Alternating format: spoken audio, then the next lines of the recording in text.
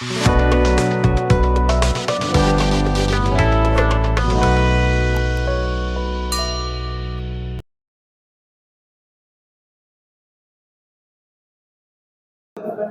लोग देख रहे थे लोग मेंडल के बारे में बात समझो। तो मेंडल जहाँ के मॉन्क थे वो उसके गार्डन में पी प्लांट पर एक्सपेरिमेंट किए थे, ये तो ठीक है। अब वो पी प्लांट पे एक्सपेरिमेंट किए थे पाइसम सैटिवम, तो उसके 7 कॉन्ट्रास्टिंग कैरेक्टर, मतलब एक कैरेक्टर जिसका दोनों पहलू, मतलब 7 वेराइटी, 7 अलग अलग उसके कैरेक्टर्स पे एक्सपेरिमेंट परफॉर्म किए थे। कैरेक्टर्स तो होगा बहुत सारा, लेकिन वो 7 चीज पर गौर किए थे। और वो 7 कैरेक्टर क्या क्या है? कैरेक्टर है कि सीड का शेप, तो ये तो खैर कंक्लूजन के बाद निकलेगा कि वो शेप में वो जो एक कैरेक्टर का जो 2 ट्रेट है, डोमिनेंट या रिसेसिव, तो कौन डोमिनेंट है और कौन रिसेसिव है, तो हम पहले ही लिख दिए हैं, याद कर लेना सब। सीड शेप में डोमिनेंट क्या होगा? राउंड, और recessive wrinkled. Seed colour dominant yellow, recessive green. Flower colour dominant violet, recessive white. Pod shape dominant inflated, मतलब फूल, बीच में कहीं पिचका उचका नहीं है, और रिसेसिव में कॉन्स्ट्रिक्टेड, पचका वाला। पॉड कलर ग्रीन येलो होता है। फ्लावर का पोजीशन एक्जियल, मतलब साइड साइड में निकला हुआ है, ठीक है। और टर्मिनल का मतलब एकदम सबसे लास्ट में, लास्ट पोजीशन पे है, तो टर्मिनल। स्टेम का हाइट टॉल, डोमिनेंट, और रिसेसिव में ड्वार्फ। ये कुछ 7 कैरेक्टर है जिसके मतलब एक्सपेरिमेंट के दौरान इन सब को गौर किया गया था, इन सब पे चेक किया गया था। अब कंक्लूजन के बेसिस पे कुछ लॉ ऑफ इनहेरिटेंस के बारे में हम लिखे हैं, है तो ज्यादा, लेकिन फिलहाल में 3 से काम चल जाएगा। अब तक जो हम लोग मोनो हाइब्रिड या डाई हाइब्रिड क्रॉस करेंगे लोग उसमें, तो मेंडल्स लॉ ऑफ इनहेरिटेंस में सबसे पहले क्या? Law of unit character. All character that are inherited are independent unit. जितना कैरेक्टर, मान लो कि 7 कैरेक्टर के बारे में बात करें, तो जब अगर एक पी प्लांट से कोई दूसरा new young individual P plant बन रहा है, सीड बना, सीड को रोपे तो पी प्लांट आएगा ना। जो पी प्लांट होगा, ऐसा तो नहीं है कि इसका सिर्फ एक ही कैरेक्टर जाएगा, सब कैरेक्टर जाएगा।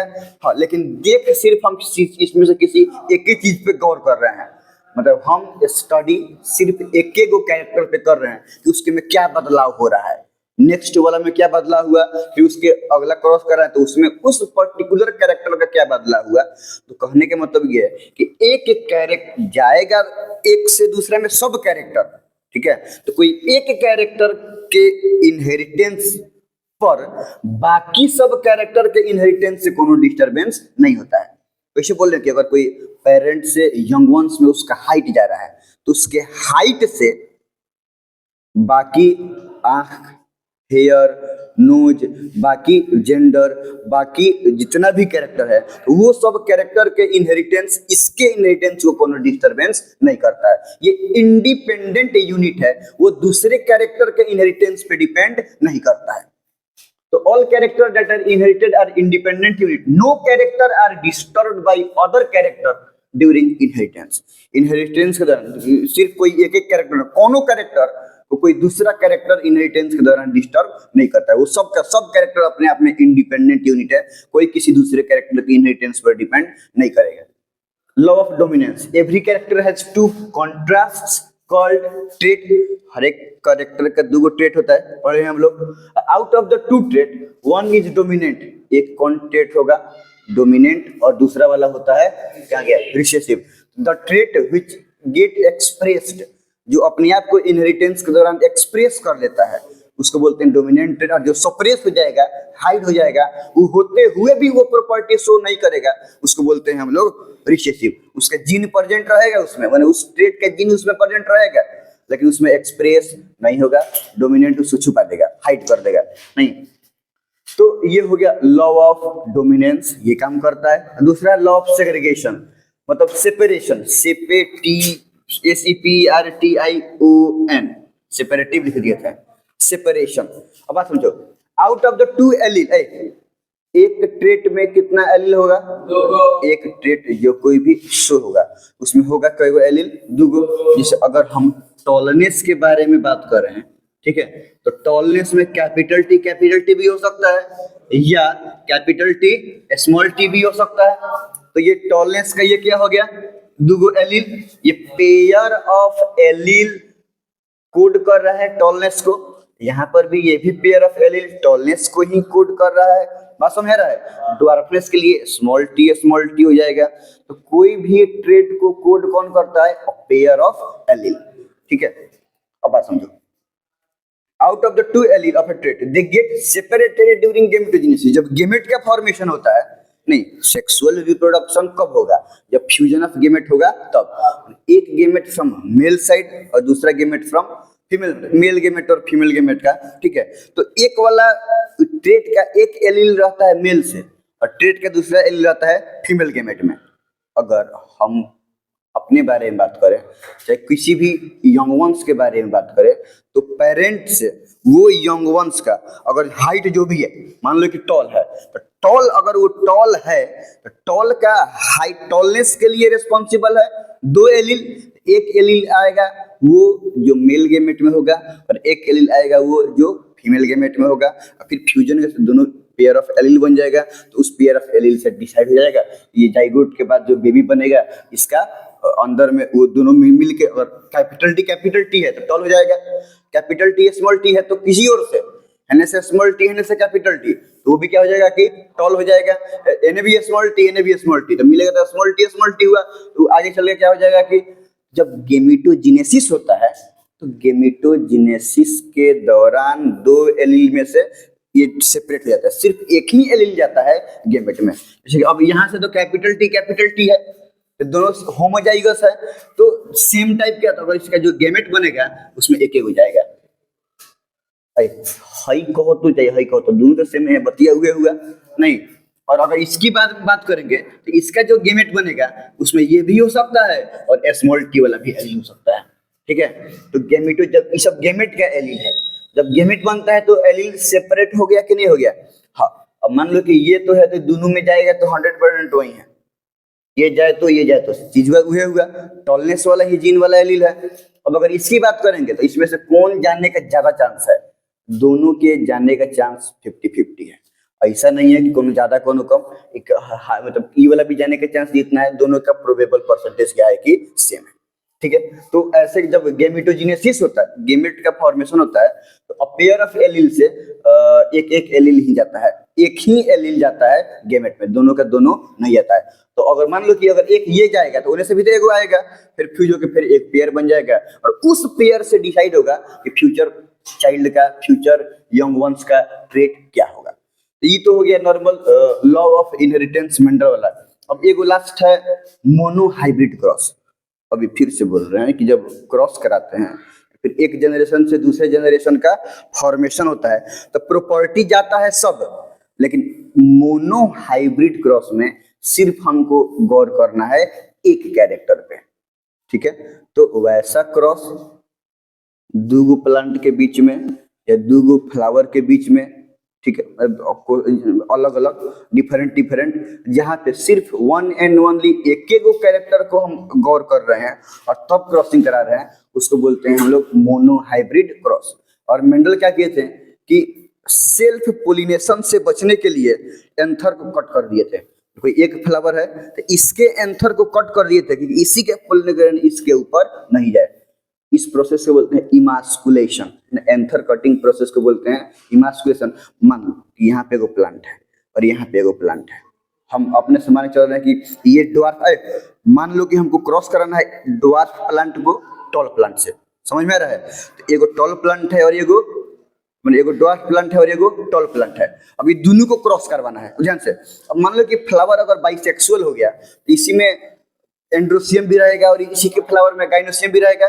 तो अगर इसका एंथर से पोलन ग्रेन इसी को फर्टिलाइज कर दिया तो उसका तो पोलन ग्रेन है वो भी ड्वार्फे वाला है, ड्वार्फ प्लांट का फ्लावर है।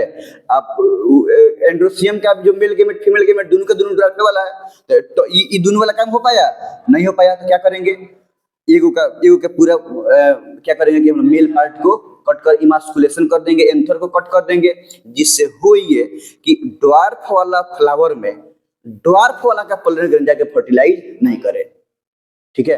100% हो जाएगा कि एन वाला में जो फर्टिलाइजेशन हुआ है वो गारंटी है कि एन ही वाला ही पोलन ग्रेन आया है। तो अब तो कंफर्म हो जाएगा कि अब आगे से यहाँ पे जो पॉट बन रहा है, सीड बन रहा है, जो फ्रूट बन रहा है, वो फ्रूट बना है फर्टिलाइजेशन जिसमें फ्लावर है, इसका फीमेल पार्ट है, इसका एंथर तो कट कर दिए हैं, तो पोलन आया होगा बगल वाला का, बगल वाला है टॉल वाला, समझ में आ रहा है। तो अब यहाँ पे क्रॉस किस चीज का हुआ, ड्वार्फ का और टॉल का। तो ये इंश्योर करने के लिए कि क्रॉस पोलिनेशन हो, अगर ड्वार्फ टॉल की बात करें तो ड्वार्फ टॉल के बारे में बात हो, इसी का सेल्फ पोलिनेशन ड्वार्फ ड्वार्फ या टॉल टॉल नहीं हो जाए, इसके लिए मेंडल क्या किया कि इमास्कुलेशन कर दिए, एगो प्लांट का क्या किया कि एंथर कटिंग कर दिए।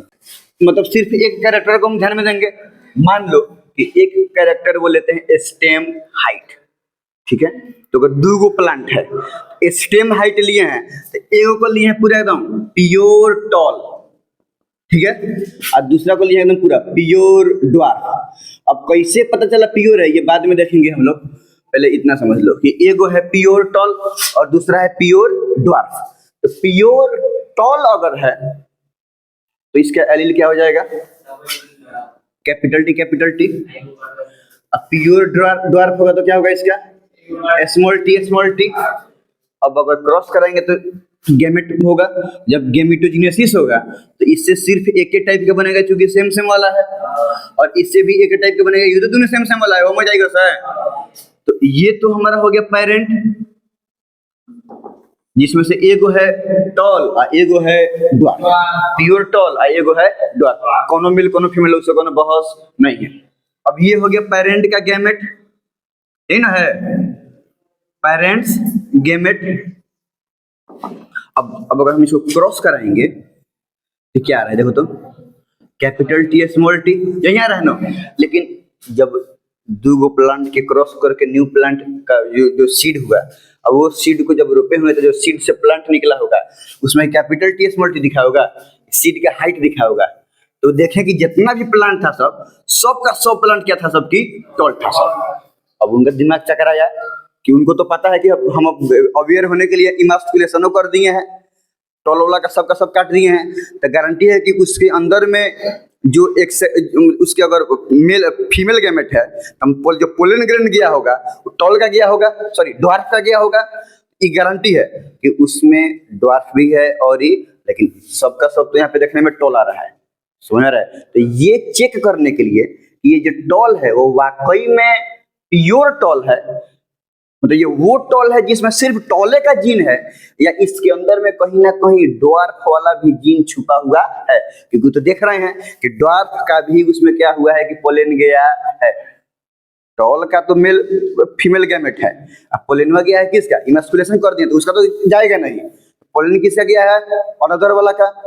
समझ में आ रहा है कि नहीं आ रहा है। तो दूसरा वाला गया है लेकिन आ क्या रहा है, टॉल। तो ये पता है कि उसमें जो मेल गैमेट फीमेल गैमेट है, तो एगो गैमेट टॉल वाला है और एगो गैमेट ड्वार्फ वाला है। अब फिर भी क्या आ रहा है कि टॉल आ रहा है, तो कंफर्म ये देखने के लिए कि ये टॉले वाला है ओरिजिनल, कि इसके अंदर भी छुपा हुआ है ड्वार्फ वाला। और इस जनरेशन को वो नाम दे दिए F1, फर्स्ट फिलियल जनरेशन। इसको क्या नाम दे दिए वो, F1 फर्स्ट जनरेशन। ये हो गया। अब ध्यान से देखो, अब ये चेक करने के लिए वो उसको सेल्फ क्रॉस करवाएं, उसी सब को आपस में क्या किया कि क्रॉस करवा दिए। अब देखो यहाँ पे ये कैपिटल टी स्मॉल टी, आगे दूसरी का ले लिए कैपिटल टी स्मॉल टी। अब ये दोनों क्या हो गया, F1 बोलो। अब इससे दो टाइप का गैमेट बनेगा, एगो कैपिटल टी वाला और एगो स्मॉल टी वाला। इससे भी दो टाइप का बनेगा, एगो कैपिटल टी वाला और एगो स्मॉल टी वाला। ये सब क्या हो गया, ये सब F1 का ही ना गैमेट है, तो ये हो गया F1 का गैमेट, ठीक है। अब इसको देखो यहाँ से चांस के ये टी अगर इससे क्रॉस करेगा तो बनेगा कैपिटल टी बोलो। ये अगर इससे करेगा तो कैपिटल टी स्मॉल टी, ये अगर इससे करेगा यहाँ पर भी कैपिटल टी स्मॉल टी, ये अगर इससे करेगा तो स्मॉल टी। तो ये क्या आ रहा है, टॉल, और ये आ रहा है टॉल, ये भी टॉल और ये ड्वार्फ, बोलो। अब देखो जब वो ऐसा करके देखें तो टोटल जितना प्लांट पे टेस्ट किए थे उन सब प्लांट में से कुछ ऐसा था कि 4 में से 1 प्लांट ड्वार्फ था और 3 प्लांट गया था कि बस। अगर 100 गो प्लांट है तो 75 प्लांट टॉल थे और 25 प्लांट क्या थे कि ड्वार्फ थे। तो यहाँ से क्या है कि ये तो थे सेल्फ क्रॉस, और वहां पे इमस्कुलेशन नहीं किए होंगे, समझ रहे हैं, एक एक प्लांट करके छोड़ दिए होंगे कि सेल्फ क्रॉस नहीं हुआ, उसी का उसी में जाए। तो यहाँ पे क्या देखें कि ड्वार्फ भी आ रहा है, गारंटी इसके अंदर में कहीं ना कहीं ड्वार्फ वाला भी फैक्टर छुपा हुआ है। तब ना इसका नेक्स्ट जनरेशन हुआ, वो क्या हुआ कि उसमें ड्वार्फ का प्रॉपर्टी आ गया। मतलब इसमें क्या है कि प्योर टॉल नहीं है, ये वो टॉल है जिसमें ड्वार्फ वाला भी प्रॉपर्टी छुपा हुआ है। तो यहाँ से उनको समझ में आया कि टॉल भी दो टाइप का होता है, एगो ऊ टॉल जिसमें सिर्फ टॉल वाला प्रॉपर्टी हो, एगो ऊ टॉल जिसमें टॉल वाला तो है ही है, साथ में ड्वार्फ वाला भी है। और इन सब को बोल दिए वो F2। क्या बोल दिए इसको, ये सेकंड फिलियल, इसका ये फर्स्ट फिलियल और इसका ये इसका है। तो इसके लिए तो ये सेकंड जनरेशन हुआ कि नहीं हुआ, तो इसको बोल दिए F2। अब बात समझो, अगर हम इसमें अगर रेशियो निकाले तो रेशियो दो टाइप का, एगो फेनोटाइपिक और एगो फेनोटाइपिक मतलब फिजिकल प्रॉपर्टी जो ऊपर से दिखता है उसके अकॉर्डिंग, और जीनोटाइपिक मतलब जीन्स के अकॉर्डिंग, जेनेटिक मेकअप के अकॉर्डिंग। तो अगर इसका हम लोग फेनोटाइपिक रेशियो के बारे में बात करेंगे, फेनोटाइपिक रेशियो देखो ऊपर से क्या दिखाई देता है, ऊपर से यही दिखाई देगा कि 4 गो में 3 गो टॉल है और एगो ड्वार्फ है। 4 में 3 टॉल एगो ड्वार्फ, क्या हो जाएगा 3:1। और अगर जीनोटाइपिक रेशियो के बारे में बात करेंगे, माने इसके जीन्स के अकॉर्डिंग हम देख रहे हैं, ठीक है। तो यहाँ पे देखो तो ये वाला टॉल हो गया, ये दोनों भी टॉल है लेकिन ये प्योर टॉल है, और ये दोनों हाइब्रिड टॉल है। तो इसका जेनेटिक मेकअप और इनका जेनेटिक मेकअप अलग अलग है कि नहीं है, ये होमोजाइगस है, ये सब हेटेरोजाइगस है, अलग अलग हुआ कि नहीं हुआ। हमको तो क्या टॉल है उससे बहस नहीं है, क्या जीन्स है उससे बहस है। तो ये होमोजाइगस टॉल है, दूगो है, दोनों तो सेम सेम वाला है, तो दूगो हाइब्रिड टॉल माने हेटेरोजाइगस टॉल, और एगो ड्वार्फ। ड्वार्फ तो हमेशा तबे होगा जब, समझ में आ रहा है ना। तो ये जेनोटाइपिक क्या हो गया 1:2:1, इसको लिखो।